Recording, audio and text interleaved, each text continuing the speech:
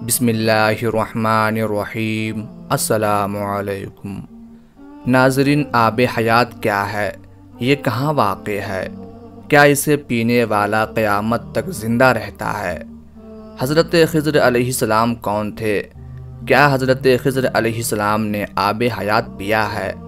کیا حضرت خضر علیہ السلام ہمیشہ زندہ رہیں گے؟ دنیا میں کتنے لوگوں نے آب حیات پیا ہے؟ سکندر اعظم نے آب حیات پینے سے کیوں انکار کیا تھا؟ آب حیات محض ایک خیال یا افسانہ ہے یا اس کی کوئی حقیقت بھی ہے؟ یہی ہماری آج کی ویڈیو کا موضوع ہوگا، اور آج کی اس ویڈیو میں ہم آپ کو آب حیات کے بارے میں مستند معلومات فراہم کریں گے۔ ناظرین، اس حقیقت کے باوجود کہ ہر ذی روح کو موت کا ذائقہ چکھنا ہے، حضرت انسان ہمیشہ سے ابدی زندگی کی تلاش میں رہا ہے، اور اس کی اشد خواہش رہی ہے کہ وہ موت جیسی حقیقت سے چھٹکارا حاصل کر لے۔ ہمیشہ جوان اور حیات رہنے کی تمنا میں انسان ایسے کسی چشمے کی کھوج میں رہا ہے کہ جس کا پانی پی کر حیات ابدی حاصل ہو سکے۔ بے شمار قصے، کہانیوں اور داستانوں میں اس چشمے آب حیات کا ذکر ملتا ہے۔ ناظرین، آب حیات دراصل فارسی زبان کا لفظ ہے جس کے معنی آب بقا، آب دوام یا آب امر ہے۔ آب حیات کے متعلق یہ خاصیت بیان کی جاتی ہے کہ جو اسے پیے گا یا اس میں غسل کرے گا اسے حیات دائمی یا بقائے دوام حاصل ہو جائے گا۔ آب حیات کا تصور بہت قدیم ہے۔ اسلام سے پہلے بھی فارسی ادب کی مختلف داستانوں میں آب حیات کا تذکرہ ملتا ہے۔ بعد از احیاء اسلام بھی آب حیات کا ذکر موجود ہے۔ ناظرین، اس دور کی داستانوں میں 3 اشخاص کا ذکر کیا گیا ہے جو آب حیات یا نہر حیات تک پہنچے۔ ان میں حضرت خضر علیہ السلام، حضرت الیاس علیہ السلام اور حضرت ذوالقرنین علیہ السلام شامل ہیں۔ ناظرین، داستانوں کے بیان کے مطابق آب حیات حضرت خضر علیہ السلام اور حضرت الیاس علیہ السلام کو نصیب ہوا، اور یوں وہ حیات دائمی کے حامل ہو گئے۔ یہ ایک ایسا مسئلہ ہے جس کے بارے میں یہ طے کرنا بہت مشکل ہے کہ آیا آب حیات کا کوئی وجود تھا، ہے یا نہیں، اور حضرت خضر علیہ السلام سے اس کا کیا تعلق ہے۔ اس ضمن میں مفسرین اور محدثین مختلف آراء رکھتے ہیں۔ کچھ کے مطابق یہ روایت صحیح ہے کہ خضر علیہ السلام نے چشمہ حیات یا نہر حیات سے پانی پیا اور وہ حیات ہیں، جبکہ کچھ اس سے اختلاف رکھتے ہیں۔ ناظرین، مشہور مؤلف و محقق ابن حجر عسقلانی نے اس پر ایک تحقیق الزہر النظر فی حال الخضر کے نام سے ایک تصنیف کی ہے، جس کا اردو ترجمہ حیات حضرت خضر علیہ السلام کے نام سے شائع ہوا ہے، جس میں وہ اس سے گریزاں ہیں کہ حضرت خضر علیہ السلام حیات ہیں۔ ابن اسحاق کے بیان کے مطابق حضرت خضر علیہ السلام کو حضرت آدم علیہ السلام نے اپنی تدفین اور طوفان نوح کی خبر دی تھی، اور وہ کشتی نوح میں سوار تھے۔ اسی طرح تفسیر خازن میں امام علاء الدین علی بن محمد نے اور شیخ ابو عمرو بن صلاح نے اپنے فتاوی میں فرمایا ہے کہ حضرت خضر علیہ السلام اور حضرت الیاس علیہ السلام جمہور علماء و صالحین کے نزدیک زندہ ہیں اور ہر سال زمانہ حج میں ملتے ہیں، اور یہ کہ حضرت خضر علیہ السلام نے چشمہ حیات میں غسل فرمایا اور اس کا پانی بھی پیا تھا۔ ناظرین، اس بحث کو منطقی انجام تک پہنچانے کے لیے قرآن مجید کی سورہ کہف سے رہنمائی حاصل کرنے کی کوشش کرتے ہیں۔ سورہ کہف کی آیات 61 تا 66 میں ارشاد ہوا ہے، موسیٰ علیہ السلام کو حکم ہوا کہ ہمارا ایک بندہ ہے جو تجھ سے بھی زیادہ عالم ہے۔ موسیٰ علیہ السلام نے عرض کی، پروردگار، میں اس تک کیسے پہنچوں؟ حکم ہوا، جہاں 2 دریا ملتے ہیں۔ وہاں ساتھ ہی یہ حکم بھی ملا کہ اپنے ساتھ ایک مچھلی نمک آلودہ لے لیں، جہاں وہ مچھلی گم ہو جائے وہاں ہمارا وہ بندہ ملے گا۔ چنانچہ جب موسیٰ علیہ السلام مجمع البحرین، وہ جگہ جہاں بحیرہ روم و فارس آپس میں ملتے ہیں، نہر حیات کے نزدیک پہنچے تو ایک چٹان کے قریب کچھ دیر آرام کرنے کی غرض سے لیٹ گئے۔ مچھلی آپ کے ساتھی یوشع بن نون کی زنبیل میں تھی۔ پانی کے قطرے جیسے ہی اس پر پڑے، وہ بحکم خدا زندہ ہو کر پانی میں غوطہ زن ہو گئی، اور ایک سوراخ کے ذریعے بشکل سورنگ پانی میں اترتی چلی گئی۔ جب موسیٰ علیہ السلام وہاں سے روانہ ہو کر کچھ دور گئے تو یوشع سے پوچھا کہ مجھے بھوک لگی ہے، وہ مچھلی لے آؤ۔ یوشع نے کہا، وہ مچھلی تو جہاں ہم نے آرام کیا تھا وہیں عجب انداز سے جست لگا کر پانی میں غائب ہو گئی، اور آپ کو بتانا مجھے شیطان نے بھلا دیا۔ موسیٰ علیہ السلام نے کہا، بس واپس چلو، اسی جگہ کی ہمیں تلاش تھی۔ جب آپ واپس لوٹے تو دیکھا کہ ایک بندہ خدا وہاں بیٹھا ہوا ہے۔ آپ علیہ السلام نے بعد السلام کہا کہ میں موسیٰ ہوں، بنی اسرائیل کا نبی۔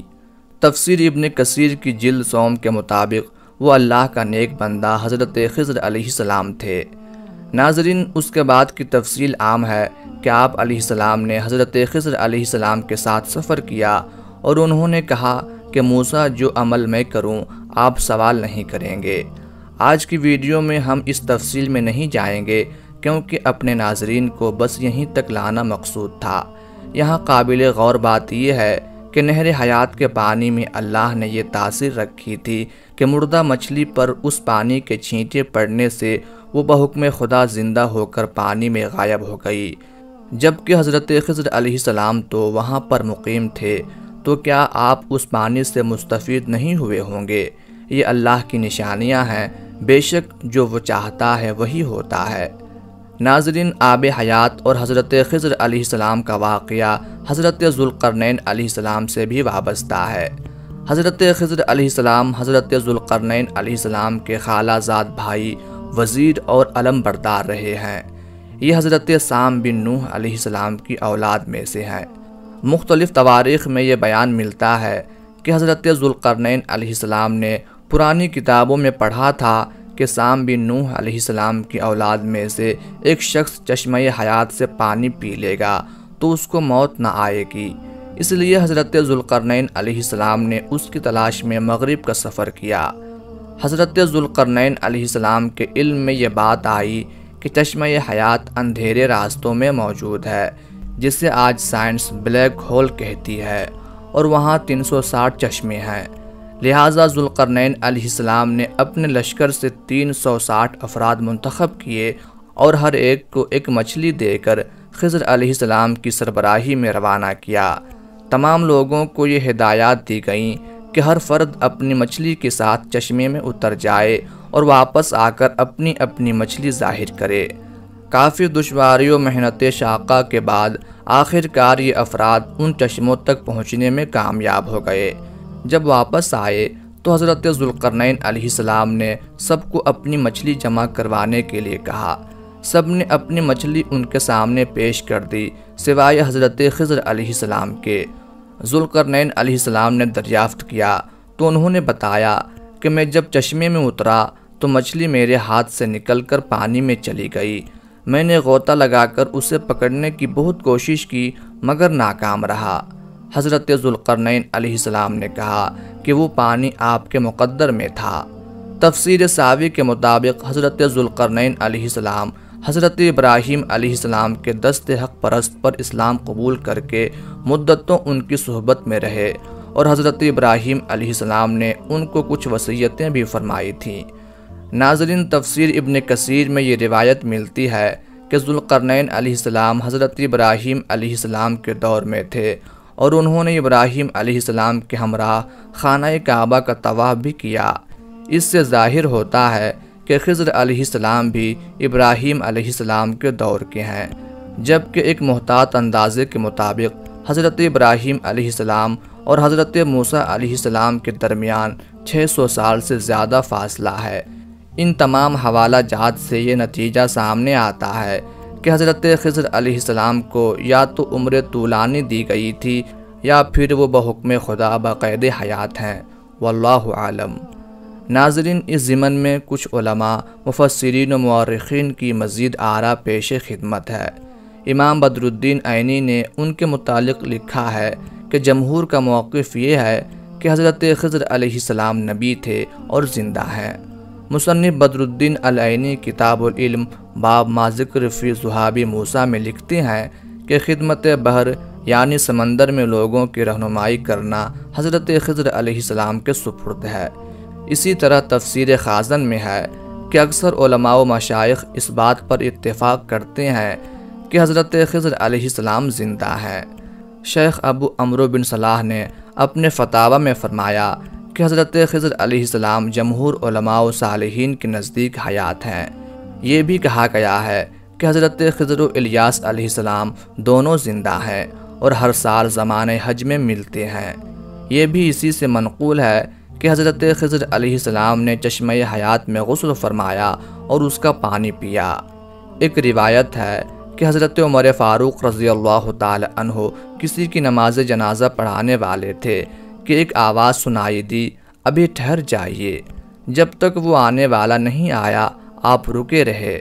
بعد میں جب لوگوں نے دریافت کیا تو آپ نے کہا کہ وہ حضرت خضر علیہ السلام تھے۔ یہ واقعہ بھی تفسیر ابن کثیر کی جلد اول میں نقل ہے۔ کہا جاتا ہے کہ سکندر اعظم کو شوق ہوا کہ وہ آب حیات کا چشمہ تلاش کرے اور اس کا پانی پیے۔ وہ اسے تلاش کرتا کرتا اس تک پہنچ گیا تو اس نے چشمے کے کنارے پر ایک پرندہ پایا جس کے بال اور پر جھڑ چکے تھے، کھال لٹکی ہوئی تھی، چونچ گھس چکی تھی، لنگڑا لنگڑا کر چل رہا تھا۔ سکندر نے پوچھا، اے طائر لاہوتی، تو آب حیات کے چشمے کا پانی پی کر ٹھیک کیوں نہیں ہو جاتا؟ کیوں اتنی تکلیف میں پڑا ہوا ہے؟ طائر لاہوتی نے جواب دیا کہ اس چشمے کا پانی پی کر تو اس حال کو پہنچا ہوں۔ اب علم ہوا کہ آب حیات ابدی زندگی تو دیتا ہے مگر جوانی نہیں۔ اب بڑھاپے نے میرا یہ حال کر دیا ہے کہ چلنے پھرنے سے لاچار ہوں، مگر موت نہیں آتی کہ کچھ راحت پاؤں۔ سکندر نے پانی پینے سے انکار کر دیا اور واپس پلٹ آیا اور 32 سال کی بھری جوانی میں دائی اجل کو لبیک کہا۔ ناظرین، آب حیات کے موضوع پر کچھ فلمیں بھی بنائی جا چکی ہیں اور کئی ناولز بھی لکھے جا چکے ہیں۔ انسان نے تقریباً ساری دنیا کھنگال ڈالی ہے۔ بے شمار خفیہ، گرد سرد اور مختلف نمکیات سے پر چشمے بھی مل گئے ہیں، مگر جوانی کا چشمہ اور آب حیات نہیں مل سکا۔ علم و تحقیق کے مطابق بڑھاپے یا عمر میں اضافے کا سلسلہ پیدائش کے دن ہی سے شروع ہو جاتا ہے۔ بچے کا بڑا ہو کر بالغ ہونا، پھر بڑھاپے میں قدم رکھنا، جس کے بعد اضافی عمر کے سبب انسان کی کارکردگی گھٹنے لگتی ہے، جو بالآخر موت پر ختم ہو جاتی ہے۔ ناظرین، آج پوری دنیا کے سائنسدان اور ڈاکٹرز موت کے خطرات کو کم کرنے کی دوڑ میں لگے ہیں۔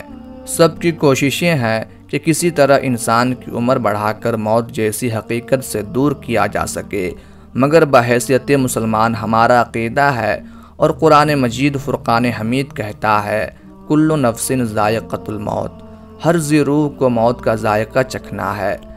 اصل چیز زندگی کی امنگ اور طبیعت کی جولانی ہے، جس کے بغیر لمبی زندگی ایک عذاب بن جاتی ہے۔ ہماری تو یہی کوشش ہونی چاہیے کہ دنیا میں ایسے اعمال سر انجام دیے جائیں کہ پھر اللہ تبارک و تعالیٰ کے وعدے کے مطابق ایک پرلطف حیات دائمی ہمارا مقدر بن جائے۔